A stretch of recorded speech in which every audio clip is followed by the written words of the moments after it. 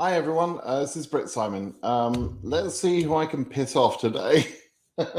I'm in that sort of a mood. But seriously though, there are some topics which, in general, people try and avoid. I'm not that sort of person. I don't try and avoid topics that I think are politically or culturally or religiously sensitive. Um, and but there is an aspect, and that's just me, and that's how I live my life, and frankly, I don't care of anybody else's opinion of how I live my life. I really don't.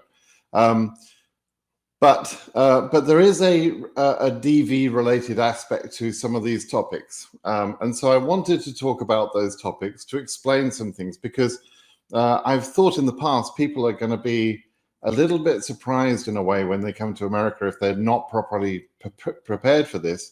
And also some choices that you make when you come to America, maybe based on how you want to live your life, right?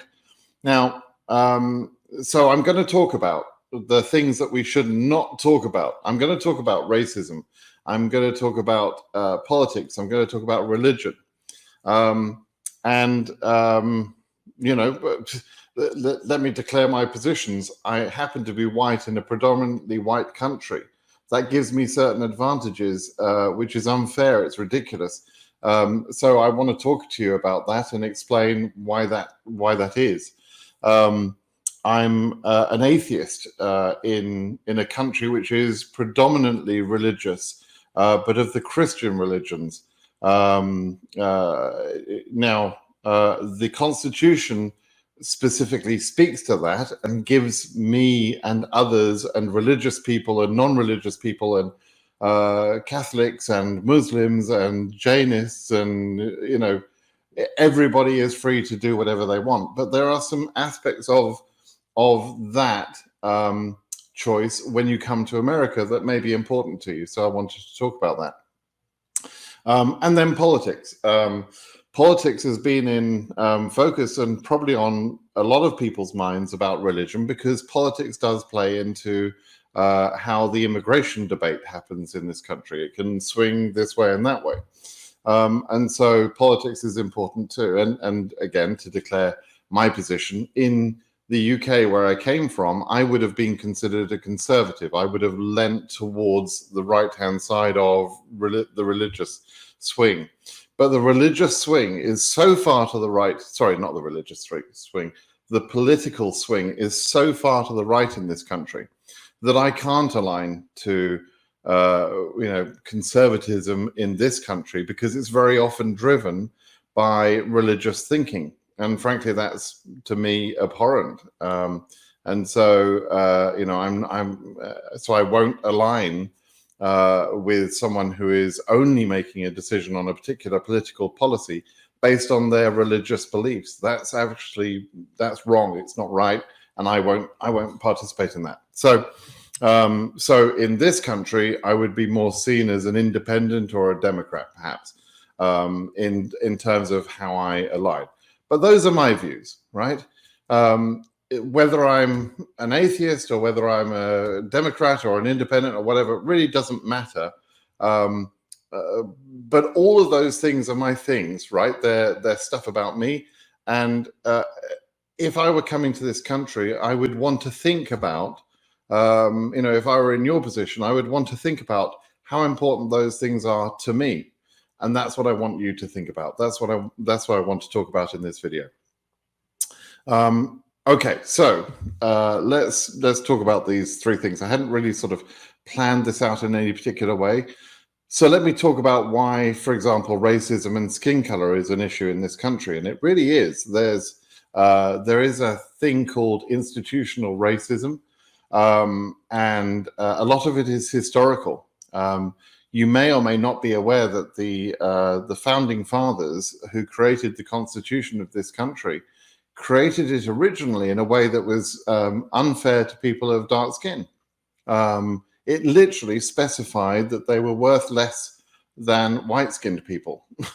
Now, that's been corrected by amendments later to the Constitution.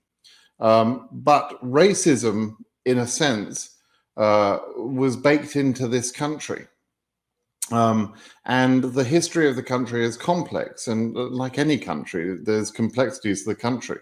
And we're talking about a country as being predominantly white. Well, the American Indians that were here first, they probably wouldn't agree with that statement, right? And before them, there were others perhaps, and so it's always complicated to talk about these subjects without understanding that there's a history that got us here.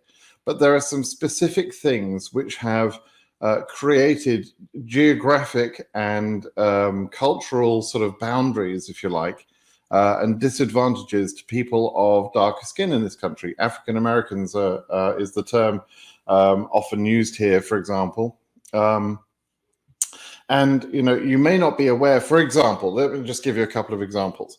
When they were building roads here, like freeways, highways, in I think in the sort of 50s and 60s, which was the time of a sort of a building boom in terms of communications. When they were building the roads, they would build the roads and they would have off passes, for example, a way of getting off the main road and onto the main road. They would choose the locations of those places based on the populations in those areas. So, for example, if there was an area which was at that time predominantly a black area, they might choose not to have an on-ramp or an off-ramp or whatever onto the freeway that they're building straight past that location, right? That would be a disadvantage to people in that location. It would mean that they had to travel further. It would take them longer to commute to a job in the city, let's say. And that's a form of systematic racism that was based in this country's history, 60, 70 years ago, but still has impacts today, right? There was segregation in this country. There was all sorts of segregation. There was segregation of travel, like, many of you may have read the story about a woman called Rosa Parks. She was sitting on the bus. She wanted to sit. She was a black person and wanted to sit on the bus, and the only seat available to her was in the white area of the bus, and she was told to move. She didn't want to move. And so there's a whole story about that. Okay, well, those buses are no longer segregated in that way, but we're only talking how many years ago? We're talking 60 years ago. There are people alive today that remember this country being segregated. Education was segregated, right? So only 60 years ago, which is incredible to me coming from the UK, but only 60 years ago, it was perfectly legal for a college to say they would only admit white people. Amazing.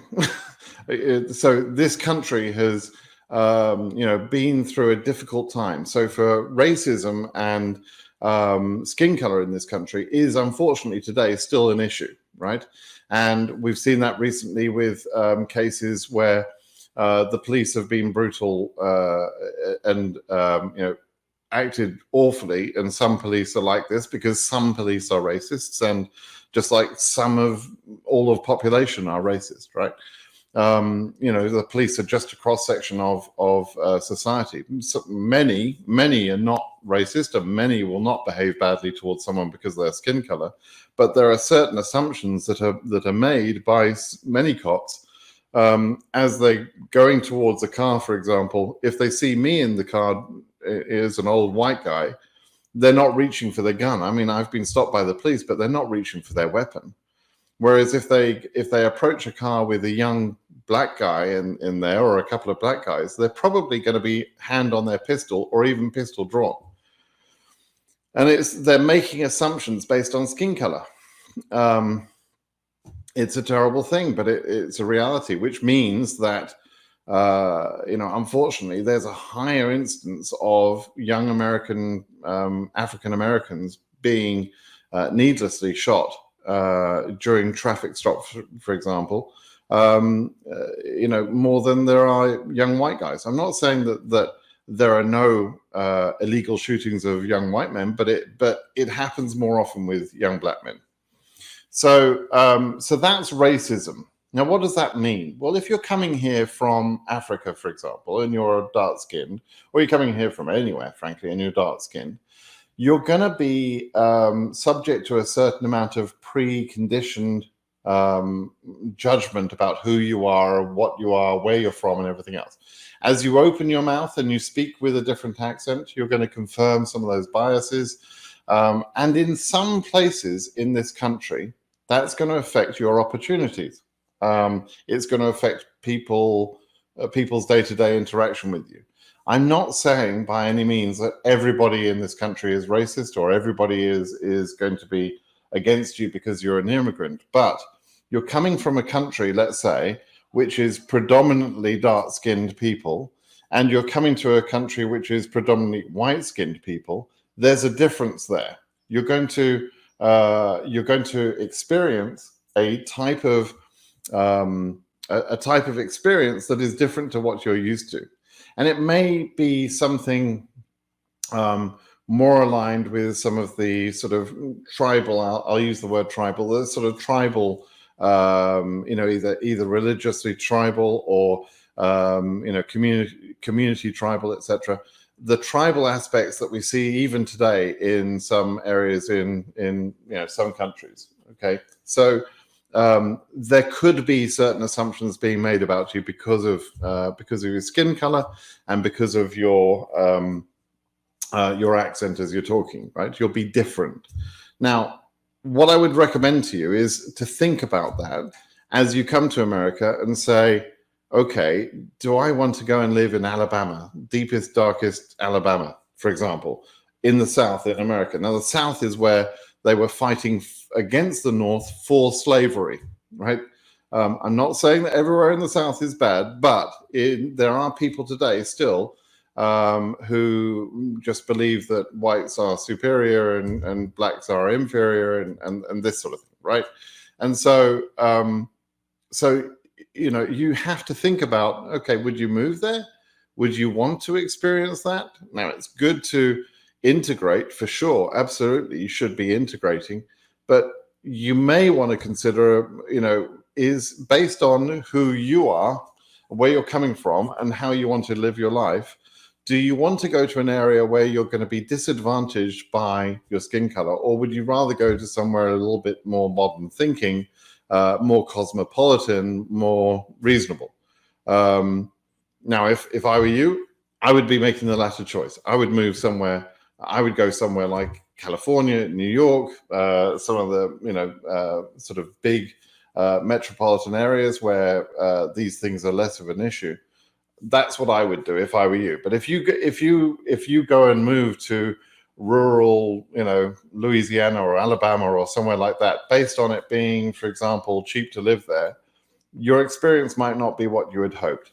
So you need to think about that. And it may be a bit of a shock because of where you're coming from. Let's talk about religion. Religion's the same sort of thing. If you come from a country where, for example, your religious beliefs are supported by the political system in your country, and both the political and legal system in your country supports your rights as a religion because the vast majority of people in your country are from that religion, then you're coming to a country where your religion may not be the most popular religion, let's say. And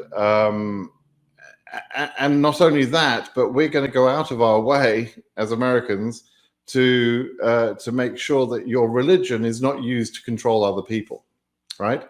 So it is not okay for you. And what do I mean by that? It's okay for you to worship any god you want. Be my guest.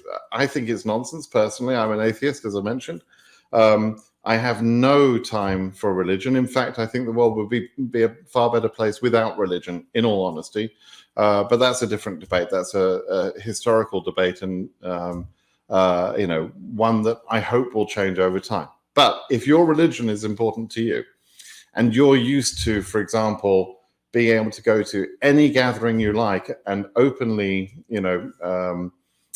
discuss your religion or expect your religion to be supported by the police or anything like that, that won't be the case over here necessarily. Now, this is particularly true for Islamic countries.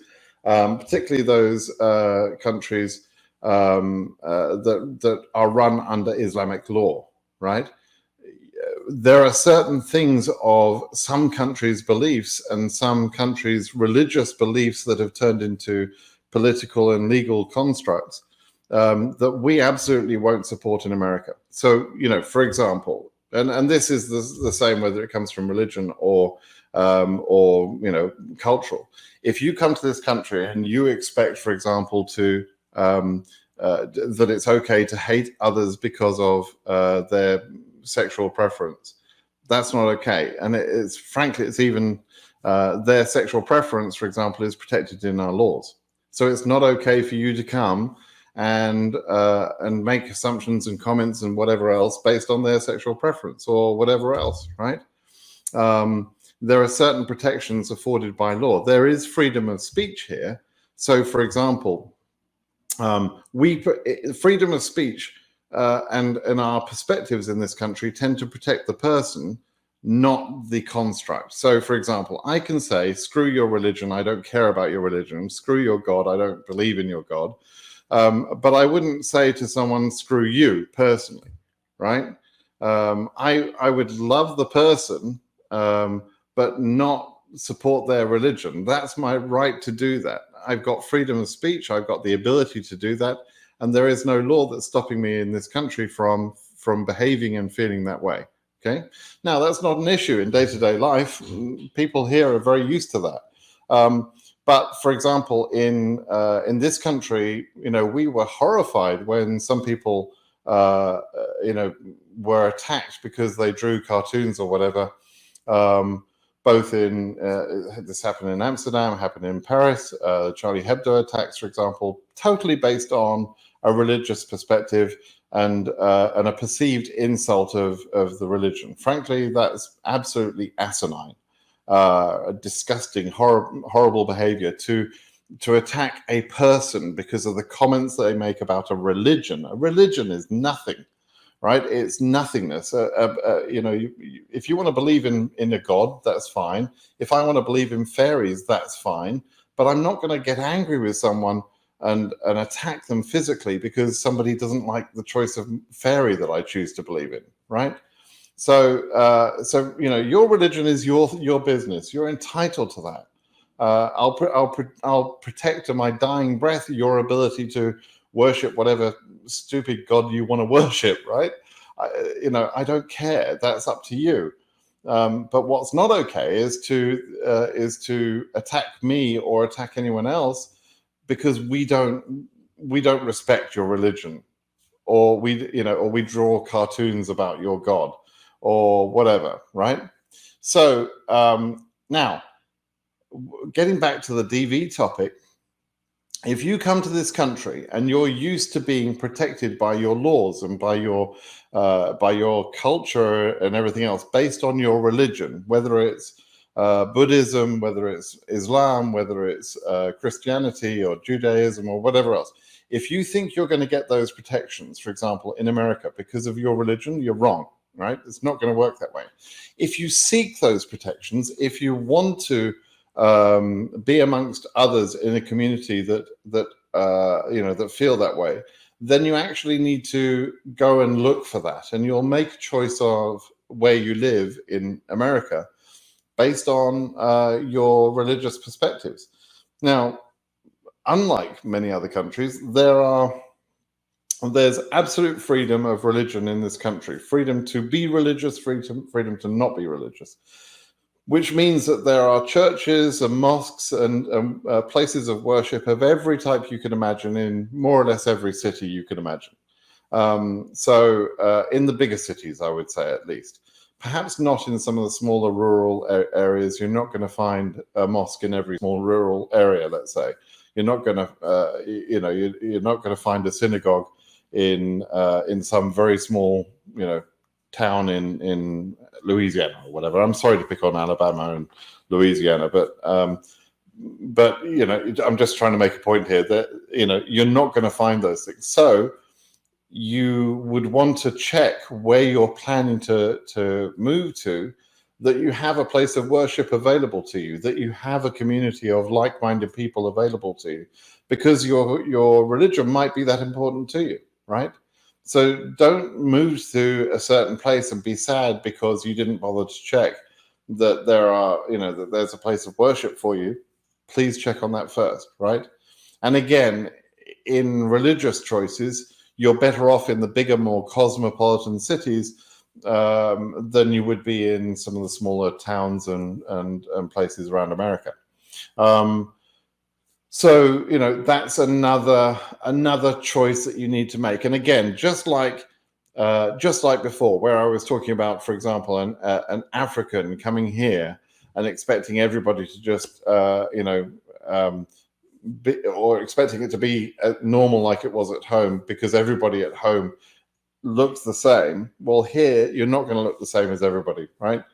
So, and in the same way, your religion, I mean, absolutely, there are tons, I mean, thousands, millions rather, of Muslims, for example, in this country, or there's millions of Jews in this country, or whatever other religion. Sikhs, I've got, friends at work who are Sikhs, but Christians. I mean, and frankly, any friend of mine would know how I feel about their religion, and it shouldn't bother them. And if they're a friend of mine, they can move on. That's fine. So just bear that in mind when you're making choices. The last topic that I wanted to sort of draw out a little bit is political. Politics over the last few years, particularly around the time of Trump, went to shit, right? Trump hijacked the conservative movement. And because he became so successful in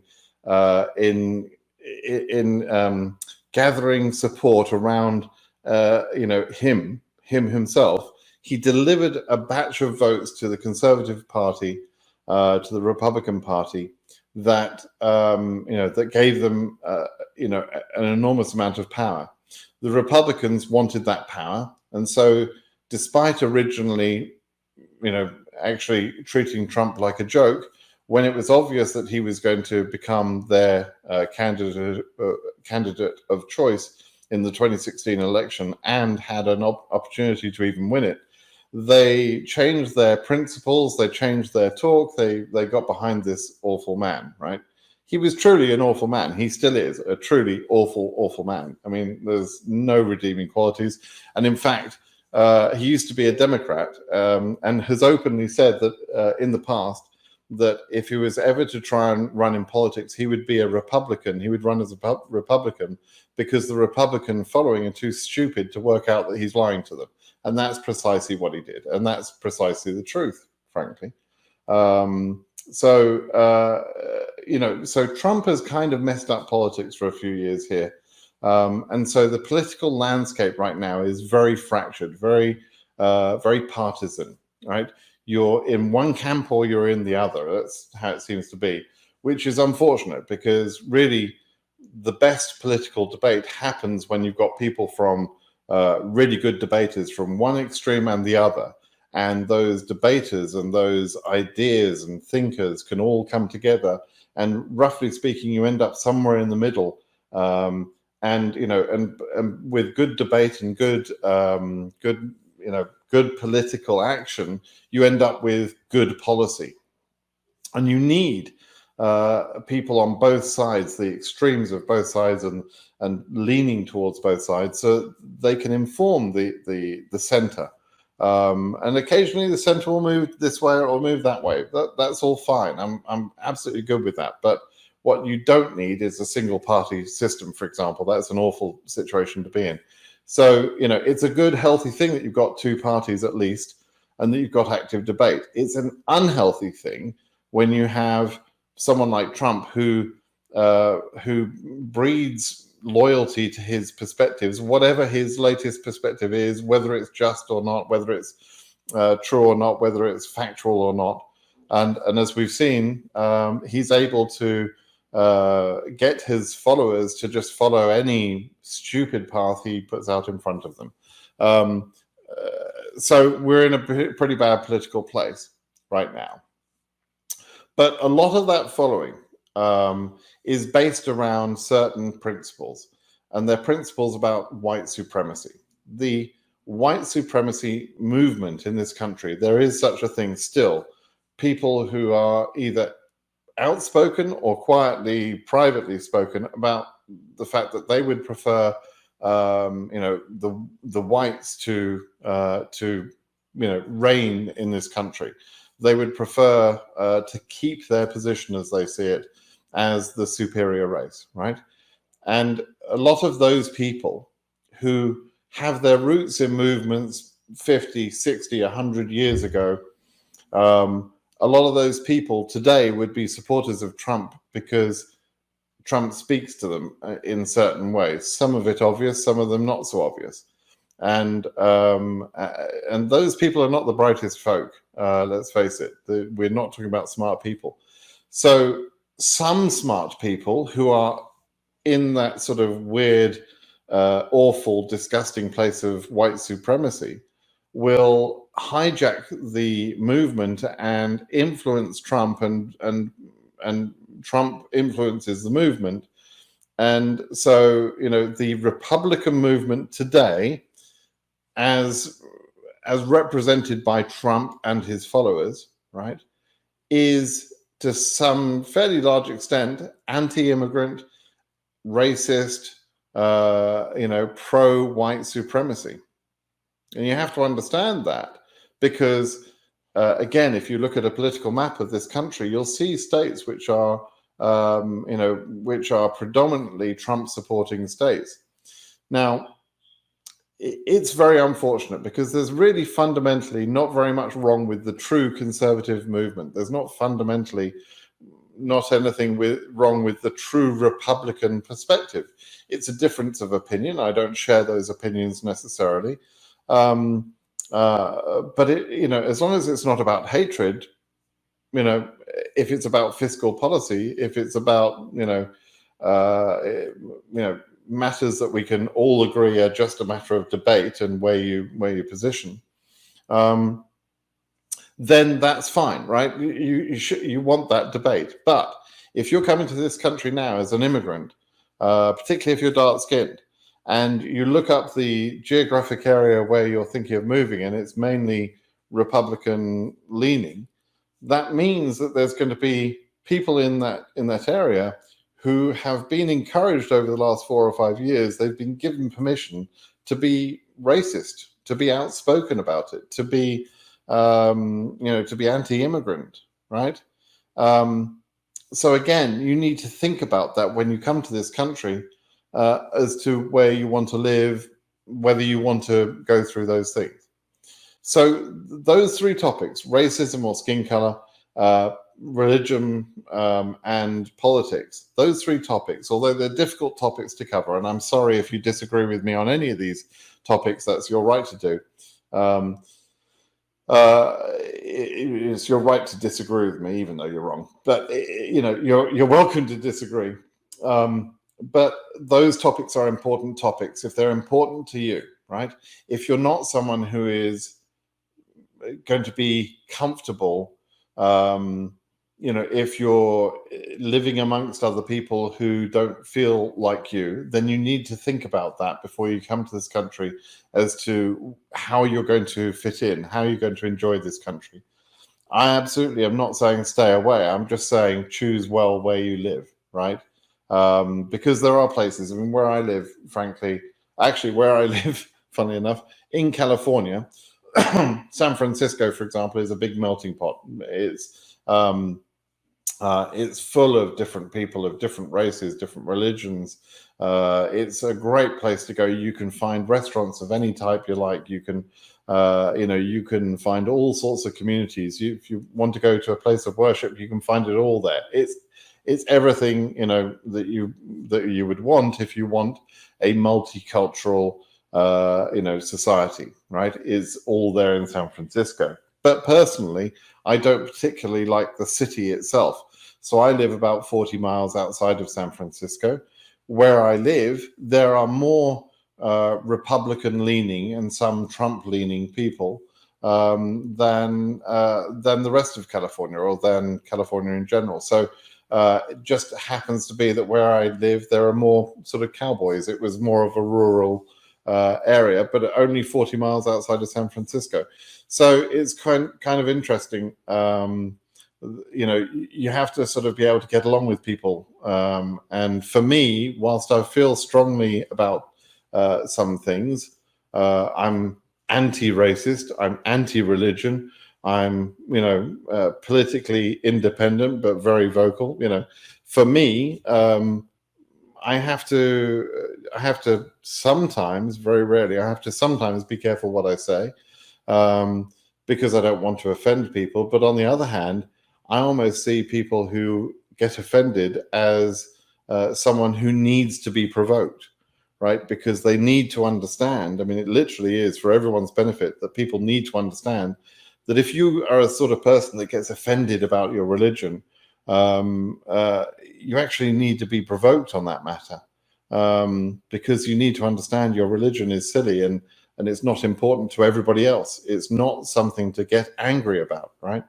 Now, race is not something I joke about. Skin color is not something anybody can change or whatever. It's what we're born with.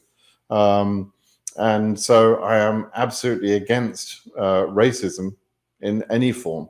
And political, as I said, political, I move to and fro, but I would rather look at the policy rather than some partisan, some team supporting predisposition of who I would support. I didn't support Trump, not because I was from the other side. I didn't support Trump because he was a moron and made moronic decisions and killed hundreds of thousands of people in this country and, ruined our presence on the world stage. So those are important things. They could be important things to you, and they might factor into where you want to live and where you'll be comfortable, and that's important, right? There is one more aspect I wanted to just cover. This country has freedom of speech, for sure. That means we're allowed to say whatever we want, right? And freedom of speech doesn't quite mean what people think it means. It's actually it's a protection from the government rather than others, right? I mean, obviously, if I'm in the street, I'm free to say whatever I want. Somebody else is free to shout at me if they disagree with me, right? That's their freedom of speech too. What we have protection about is that the government cannot censor me. The government cannot say how I need to, how I need to talk, etc. That's what freedom of speech is about. In the same way, there are certain protections by the government on certain things. So, for example, if I'm an employer, if I'm running a business and I'm looking to hire people, I can't choose who I want to hire based on their skin color or their religion. There's been some court cases about this, but I cannot discriminate based on certain factors. There are certain protected classes. Racism is a protected class, for example, skin color is a protected class. So I can't discriminate against someone based on race, nor should I be allowed to. Obviously, I personally wouldn't. But I'm explaining there are certain protections in this country based on certain things. Religion is one of those things. I cannot discriminate against someone because of their religion. Again, I wouldn't. I disagree with their choice about religion, but I don't disagree with them having a choice about their religion, right? I hope you see the difference. They are entitled to have their choice, just as I'm entitled to say, well, your choice is not for me. Thank you very much. I'm not interested in your choice. I don't believe in your choice, but that doesn't mean that you shouldn't believe in your choice. You're entitled to believe what you want and worship whoever you want, right? Whatever god or gods you want to worship. And so those protections are given to us by the government. The government is also part of the Constitution is supposed to ensure that the government doesn't make any laws that respect one religion over another, for example. and those are important principles too. So again, it would be very difficult, and rightly so, for a majority religion to implement religious laws, for example, in this country. And there are lawyers in this country who will consistently fight every time they see that sort of thing happening. And rightfully so. I'm glad that there are people who are prepared to fight that way. But we will have other debates about things that you might have your opinion sort of informed by your religion, but when it comes to politics and lawmaking, those things should not be informed or should not be respecting your religious choices. Those things should just be made on an independent basis. Okay, so complex subject. I've probably pissed off half of my followers, if not more, and that's fine. I'm fine with that. But you have to understand these are important topics to think about, really from the point of view of moving to America and being comfortable in America, and making the choice about where you live in America. There are other things that I will create some videos based on. We've had an interesting debate online just recently about the cost of living and how much wages are, etc. And that's another video I need to make, to explain the differences in the country about earning power and about the cost of living and everything else. But these subjects of race, religion, and politics certainly are also an important topic and should actually inform your decision about where you want to move in America. All right, you're all welcome to come to America. I don't care what religion you are. You're all welcome here. That's the wonderful thing about America. You truly are welcome. But when you come here, you need to fit in, which means respecting other people's rights to also have their religion or their lack of religion. Whatever beliefs or non-beliefs that they have, which might be a difference from the country where you come from. And that's going to be something that's going to feel different for you. So I did want to, draw that out. Okay, everybody. Thanks for taking the time to watch this video. If you like this video, please let me know. If you hate my comments about religion, please let me know. Be interested in your perspectives. If any of this is news to you, well, I'm glad to have woken you up, right? If you hadn't considered these things before, that was really the point of me being provocative in my comments and making this video. It's to provoke thought processes in your mind so that you make better choices and hopefully are more successful when you find somewhere to live in America. All right, everybody, keep well. Bye now.